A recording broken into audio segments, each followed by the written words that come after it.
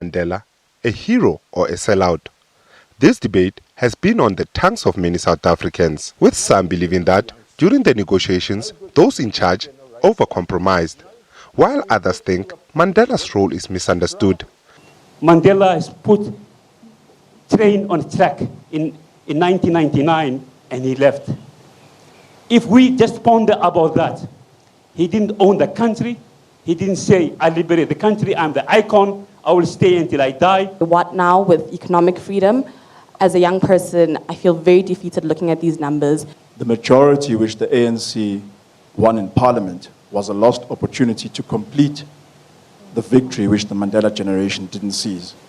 Can we then really trust the ANC of Mandela, which Mandela was part of, that said, comrades, instead of consulting people, let's make these concessions and then bazawona emva? And then can we then trust an organization that's done that for the past 24 years, considering that they've failed to come back and communicate with people on decisions such as land? Now with the country celebrating the centenary of this global icon, those who knew him say the debate should not be focused on one individual.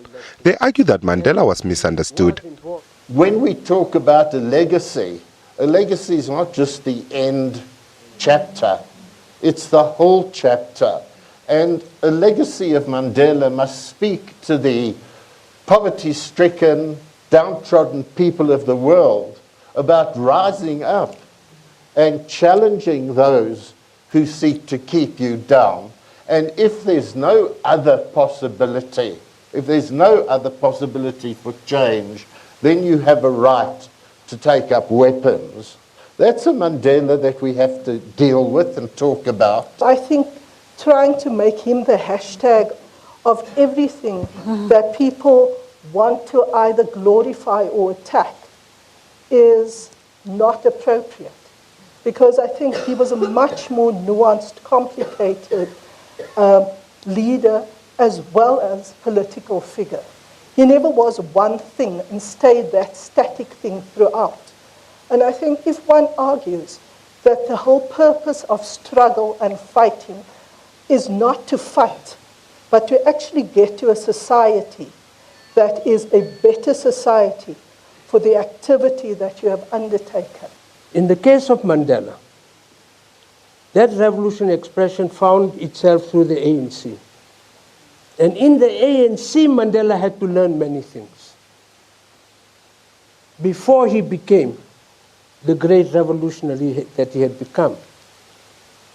So, we should not extract Mandela and anybody else from the organization that molded them and made them.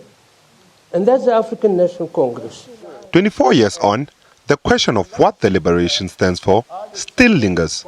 I often feel like our commemorations of Mandela are ways of forgetting the problems of the present. And that's not Mandela's fault, but it's the fault of the people who invoke Mandela to make him into something that prevents us from seeing the failures of the ANC in many cases, which uses Mandela as a mask for its dramatic failures. CODESA was really peace negotiations.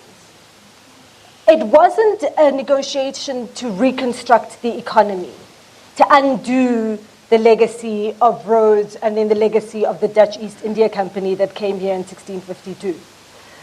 It was literally negotiations for peace. Nhlanhla Kgatlana, SABC News, Johannesburg.